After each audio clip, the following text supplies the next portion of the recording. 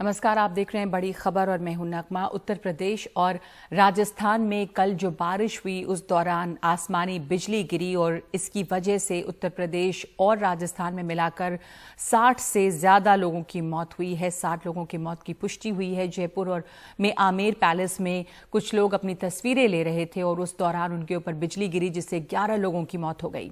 प्रधानमंत्री ने इस हादसे पर बेहद अफसोस जताते हुए मुआवजे का ऐलान किया है। आमेर पैलेस पे कुछ यूं चमकती रहीं बिजलियां। बारिश से हुए सुहाने मौसम में लोग ठंडी हवाओं का लुत्फ लेने ऊपर पहुंचे थे। यहां से शहर का खूबसूरत नजारा मिलता है। वे वॉच टावर से सेल्फी ले रहे थे, तभी बिजली गिरी और 11 लोग उसकी चपेट में आके मौत के मुंह में चले गए। तमाम लोग बिजली के खौफ से ऊपर से कूदकर जख्मी हो गए। उन्हें इलाज के लिए अस्पताल में भर्ती किया गया है। कई की हालत गंभीर है। पीएम रिलीफ फंड से उनके परिवारों को मदद का ऐलान हुआ है। मुख्यमंत्री अशोक गहलोत ने भी उनके मदद की घोषणा की है। पीएम मोदी ने इस पर ट्वीट कर कहा कि राजस्थान के कुछ इलाकों में आकाशीय बिजली गिरने से कई लोगों को अपनी जान गंवानी पड़ी है। इससे अत्यंत दुख हुआ। मैं मृतकों के परिजनों के प्रति अपनी गहरी संवेदना व्यक्त करता हूं। राजस्थान में बारिश के साथ गिरी बिजली और भी कई जगहों पर तबाही लाई है। प्रदेश में 20 मौतें हुई। जयपुर में 11, कोटा में 4 बच्चे मरे, धौलपुर में 3 बच्चे, झालावाड़ में 1 व्यक्ति और बारां में 1। यूपी में प्रयागराज के रेरा गांव में बिजली से हुई मौतों पे मातम है। मोरध्वज का 14 साल का बेटा खेत में काम कर रहा था और पास में एक किसान बकरी चरा रहा था।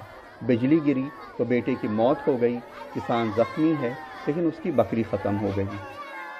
सर, खेत में पानी लगाने के बिया लगाने के लिए गए थे, वहाँ से आ रहे थे, पानी बरसने लगा तो जो है बिजली गिरी ऊपर से और जो है ख़त्म हो गया। कितने लोग और लोग थे इनके साथ?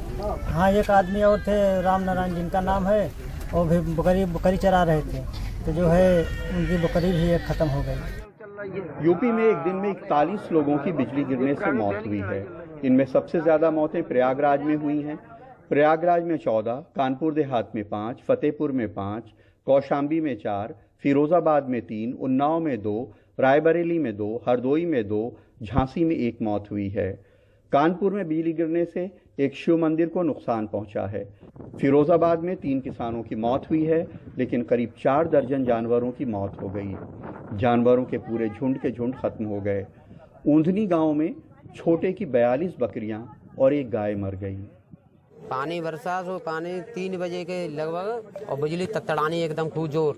तो हम डर के हमारे झोंपड़ी में को ले गए और बाद में देखी तो सब बकरियां गुंठ हो गई। कितनी बकरी थी? 42 बकरी, 1 गाय। यूपी के मुख्यमंत्री योगी आदित्यनाथ ने भी बिजली गिरने से हुई मौतों और नुकसान पे दुख जताया है और पीड़ित परिवारों की मदद के निर्देश दिए हैं। प्रदेश के राहत आयुक्त ने उन्हें 4-4 लाख का मुआवजा देने का ऐलान किया है। शहरों में ऊंची इमारतों पे लाइटनिंग कंडक्टर लगे रहते हैं, जिससे अगर बिजली गिरे भी तो वो ज़मींदोज़ हो जाती है, लेकिन गांवों में, खेतों में उससे बचने का कोई तरीका नहीं होता है। मानसूनी हवाओं के टकराने से बनने वाले बादलों और उनमें होने वाले इम्बैलेंस से बिजली बनती और गिरती है और इसकी भविष्यवाणी करने का कोई तरीका नहीं होता है। लिहाजा इतने बड़े पैमाने पर इससे नुकसान हो जाता है। जयपुर में हर्षा कुमारी सिंह के साथ लखनऊ से कमाल खान, एनडीटीवी इंडिया। हिमाचल प्रदेश के कांगड़ा जिले में बादल फटने से भारी तबाही हुई है। धर्मशाला के पास पर्यटन स्थल भागसू में बादल फटने के बाद बाढ़ आ गई है।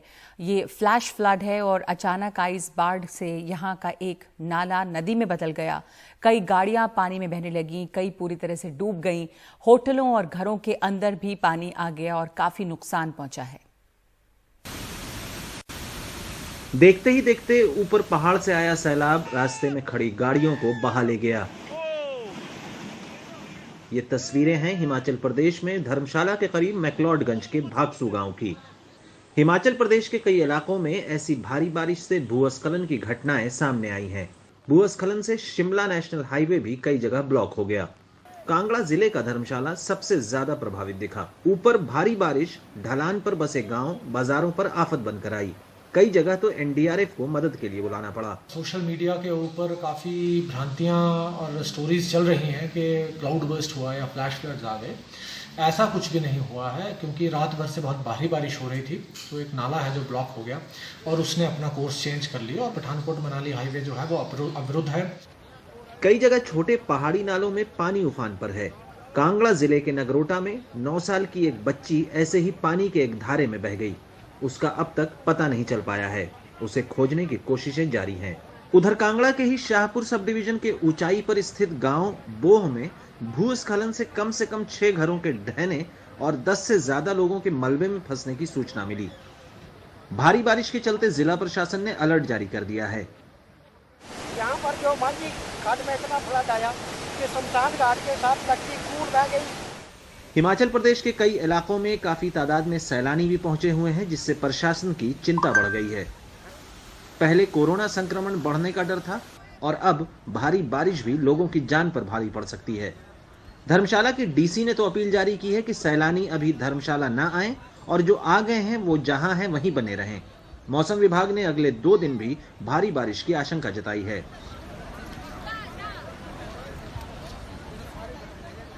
हिमाचल में अभी पिछले 24 घंटों में आपका light to very heavy rainfall activity हुई है। मतलब पूरे प्रदेश भर में बारिश जारी है और अगले आज और कल मतलब 12-13 तारीख को कुछ एक डिस्ट्रिक्ट्स में heavy to very heavy rainfall होने का पूर्व अनुमान है। और आज हिमाचल के मुख्यमंत्री जयराम ठाकुर और केंद्रीय गृह मंत्री अमित शाह ने हालात का जायजा लिया और पर्यटकों के नदियों नालों से दूर रहने की सलाह दी।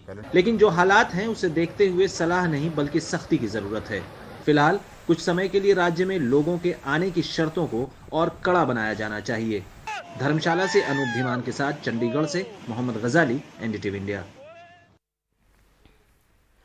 सूत्रों के हवाले से ये खबर आ रही है कांग्रेस के खेमे से। कांग्रेस लोकसभा में पार्टी का नेता बदलने जा रही है और अधीर रंजन चौधरी को अब बदला जा रहा है।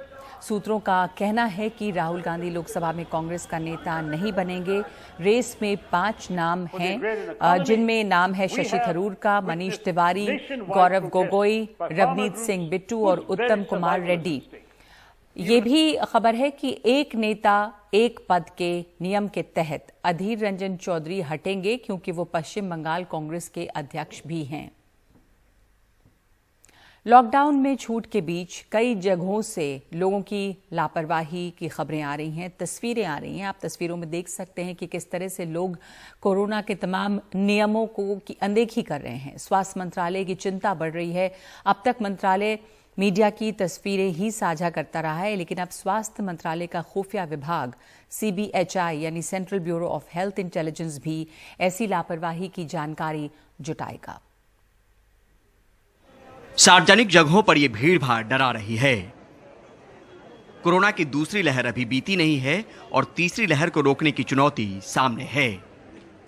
तो ऐसी जगहों पर अब central bureau of health intelligence भी नजर रखेगा और मंत्रालय को लापरवाही की खबर देगा। हमें चाहिए कि हम सर्वेलेंस को बहुत ही पुख्ता करें, अच्छा करें और ख़ास तौर से हम वेरिएंट के ऊपर फोकस करें। तो हमारे जीन सीक्वेंसिंग है उसको अच्छा करें। साथ में जो हमारा कंटेनमेंट है वो हमारा बहुत ही फोकस होना चाहिए। माइक्रो कंटेनमेंट जोन पर हमें फोकस करने की ज़रूरत है। हमें चाहिए कि जो हमारा एक सर्वेलेंस सिस्टम जो कंटिन्यू चल रहा है, जैसे कि IDSP प्रोग्राम है, उसको हम स्ट्रेंथन करें। हमारे जो ट्रीटमेंट प्रोटोकॉल्स हैं उनको दोबारा से देखने की ज़रूरत है कि कौन सा ट्रीटमेंट प्रोटोकॉल ज़्यादा अच्छा होगा। इस काम में CBHI, इसरो, अर्थ साइंसेज, फॉरेस्ट, पॉल्यूशन, जल मंत्रालय जैसे विभागों की भी मदद लेगा। इसके अलावा DGHS यानी directorate general of health services ने कोरोना की तीसरी लहर से निपटने को लेकर 8 अहम टीमें गठित की हैं, जो दुनिया के अलग अलग देशों में की जा रही रिसर्च को देखेंगी, देश में कोरोना को लेकर निगरानी का काम करेंगी, उपचार की रणनीति बनाएंगी और महामारी के हालात और असर पर समय समय पर मंत्रालय को अपनी रिपोर्ट देगी। खतरा कम हो इसको लेकर तो मंत्रालय अपने स्तर पर काम में जुटा है, पर एहतियात बरतने को लेकर ख्याल आवाम को भी रखना है। नई दिल्ली से परिमल कुमार, NDTV इंडिया।